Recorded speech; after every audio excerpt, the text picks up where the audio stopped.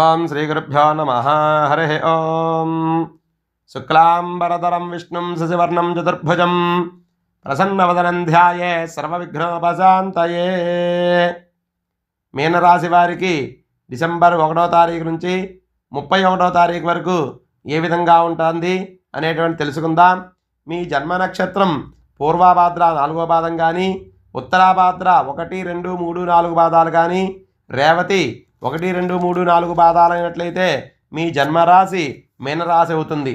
ఈ రాశి వారికి ముఖ్యంగా సంతానానికి జ్ఞానానికి కారకుడైన గురుడు వృషభ రాశి యందు, అదేవిధంగా ధనానికి ఆయుష్కి కారకుడైన శని కుంభరాశి యందు, చక్షు విదేశీయాన కారకుడైన రాహువు మీనరాశి యందు, అదేవిధంగా భక్తి జ్ఞాన వైరాగ్య రాజకీయ పరంగా కారకుడైన కేతువు కన్యారాశి యందు, భూభ్రాతృకారకుడైన రోగకారకుడైన కుజుడు కర్కాటక రాశి యందు, వ్యాపారానికి బుద్ధికి ఉద్యోగానికి కారకుడైన బుధుడు వృశ్చిక రాశి యందు ఉండడం వల్ల ఈ రాశి వారికి ఈ నెల గ్రహాల అనుకూలమైన స్థితి వల్ల చేసేటువంటి ఉద్యోగ వ్యాపార వ్యవసాయాలలో అలాగే అన్ని రంగాల్లో వారికి కూడా మంచి అభివృద్ధి సాధిస్తారు.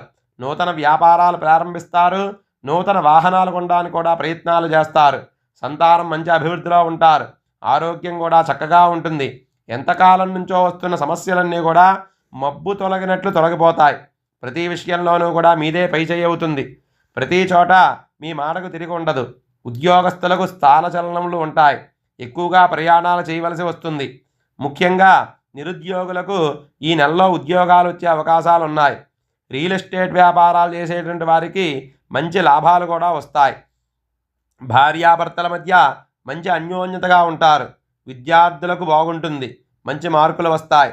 రాజకీయ పరంగా మంచి అభివృద్ధి సాధిస్తారు. కుటుంబంలో మరియు సంఘంలో కూడా మంచి పేరు ప్రఖ్యాతులు లభిస్తాయి.